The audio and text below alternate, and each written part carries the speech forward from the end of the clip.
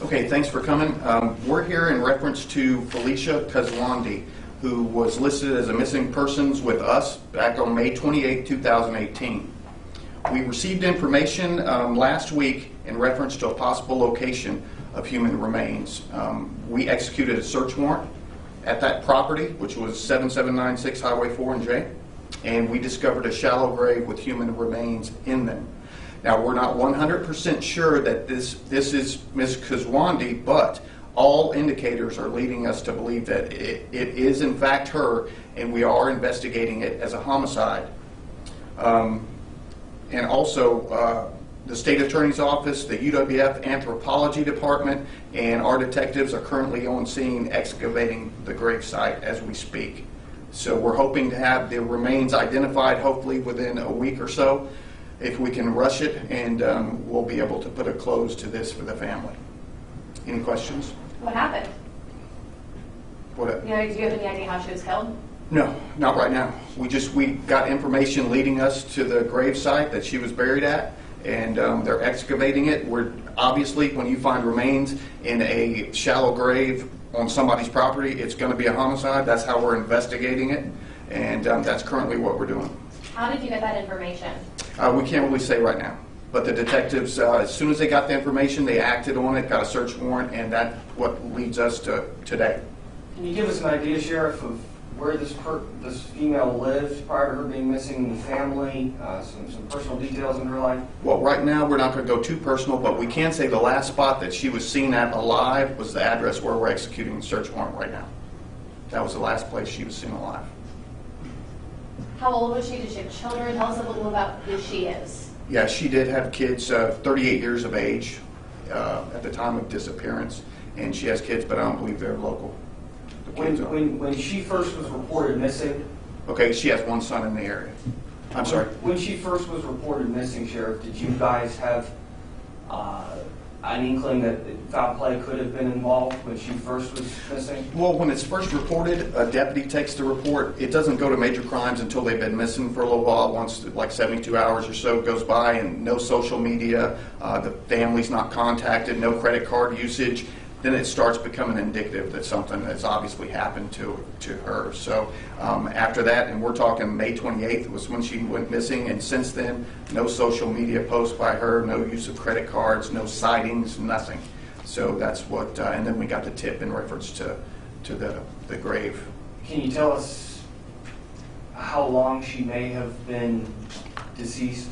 We don't know that yet. Obviously, once the grave is fully excavated, they'll do an autopsy, and hopefully we'll get more information on, number one, how she died and approximate time of death as well. So nothing apparent at this point? No gunshot wounds, anything like that you can... Well, you have to remember the body's not excavated yet, so there's only a small portion of the body that's showing right now. So we don't know. I mean, you have to fully exhume the body, and then we'll be able to tell something. The medical examiner will. Any persons of interest at this time? It's an ongoing investigation, I can tell you that much, and we hope to have a conclusion to it hopefully soon. What is the location of this shallow grave? It's off of Highway 4 and J, the 7796. Can you describe it more? Is it public? Is it private? Is it off? It's a private residence. It's a private residence. It's off the roadway behind a residence. Okay. That's where we're at right now. Who owns the property? Something you can tell us? Well, we're not going to go into any specifics right now, but hopefully as more details come forth in reference to the body, the further we exhume the body, we'll have more information and we'll be able to give you some more stuff. We just wanted to make sure that, number one, that everybody knows we're working it as a homicide, and that we're not 100% sure because DNA hasn't been done or anything like that, but everything's pointing to it being our missing person.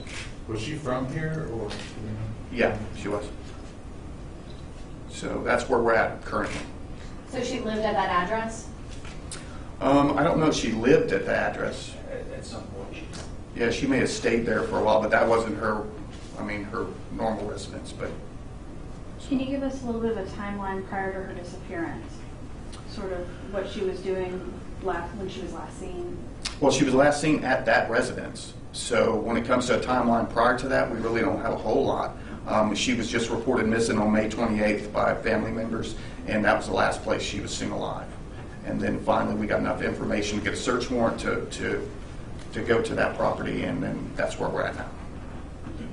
Can you speak at all to how the information came in about her remains? Was it Crime Stoppers or? No, it wasn't Crime Stoppers, but I can tell you this, we'll be able to give you a lot more information, later, but right now we can't really talk about it because we have people to interview and, When you say later, like later tonight or in the next few days? Next few days probably. And when do you expect her body to be fully exhumed? Shane, you have a time frame on that? I'm hoping we'll be done by this afternoon, this evening. Okay, so yeah. And then once that happens, the next step is obviously the medical examiner's office comes in, they do the autopsy, and then we'll get a lot more information on how she died and hopefully when she died. Do you know if we're able to see anything from the road, from a public property area? No, it's back in the wooded area, so you wouldn't be able to see it. Did she work locally around here? I don't know. I don't know if she had a job listed. She went missing, nothing out there. Yeah, I don't think she was employed. Was there a large search effort for this? I know it was in May, but 6 months ago. I don't know that at that time there was a large search that we can actually speak to. Once we got the information about possibly her being buried on site, then we had a bunch of volunteers come out. We also had the class kids canines. Their dogs specifically trained, their cadaver dogs, to find human remains, and they helped us a lot, as did the anthropology department at UWF. Great help. When did all this happen? Today? Or? Well, Friday the search warrant was executed, and Sunday we found remains. We found the grave. So that's the timeline. Friday we actually served it. Sunday was the discovery. Are you able to say if the property owner has been cooperative?